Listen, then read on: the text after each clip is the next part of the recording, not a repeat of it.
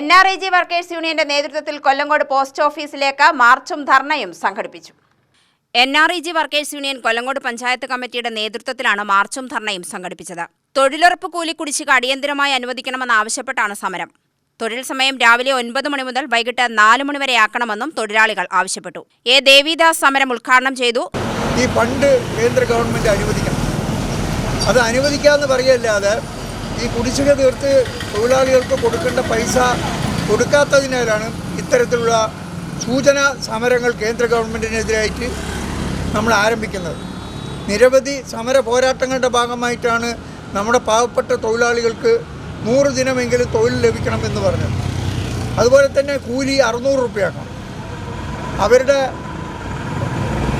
പണിയെടുക്കുന്ന സമയം 9 മണി മുതൽ 4 മണി വരെ ആക്കണം എന്നുള്ള ഡിമാൻഡ്. അതെല്ലാം പാലിക്കപ്പെടാതെ ഈ നിബന്ധനകളിൽ നിയമവ്യവസ്ഥയിൽ പറഞ്ഞ ഒരു കാര്യം തന്നെ കേന്ദ്ര ഗവൺമെൻറ് ചെയ്യാതെ ഈ തൊഴിലുറപ്പ് തൊഴിൽ തന്നെ ഇല്ലാതാക്കുന്ന സമീപനമാണ് സ്വീകരിക്കുന്നത്. അതിനെതിരായിട്ടുള്ള ശക്തമായ പ്രക്ഷോഭങ്ങൾ തൊഴിലുറപ്പ് തൊഴിലാളികളുടെ ഭാഗത്ത് ഉയർന്നു വരണം. അല്ലെങ്കിൽ നമുക്ക് ഇത്തരത്തിലുള്ള പണി ചെയ്ത് ജീവിക്കുന്ന തൊഴിലാളികൾക്ക് പണി ലഭിക്കാത്ത ഒരവസ്ഥ വരും.